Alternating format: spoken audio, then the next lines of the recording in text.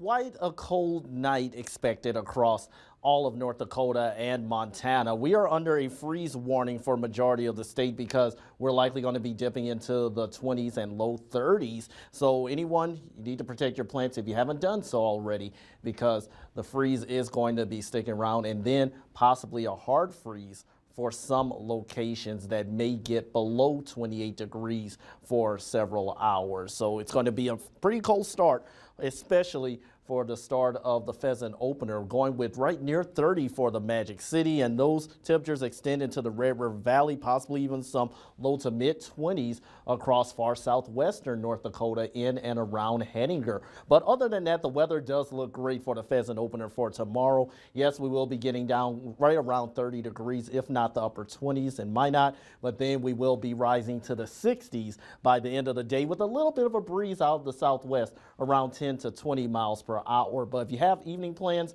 just be sure you have your jackets, because the wind is letting up still, but it's going to be chilly and temperatures are going to quickly be falling. Freeze warning in effect for tonight, frost advisories for the Red River Valley, but all of this does extend into Montana with those sub-freezing temperatures. So we're likely going to be in the 20s for most of us, if not right near 30 degrees.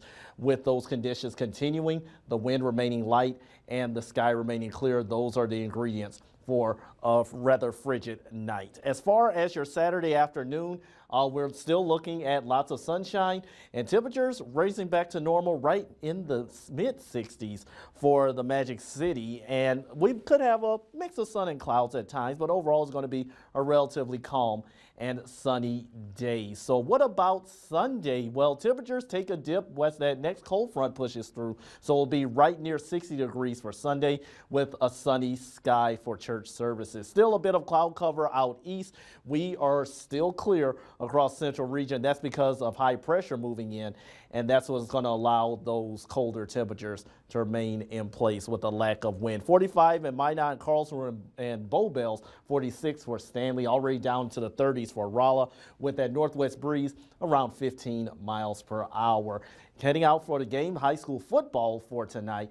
Just keep in mind, weather decent, but a bit chilly.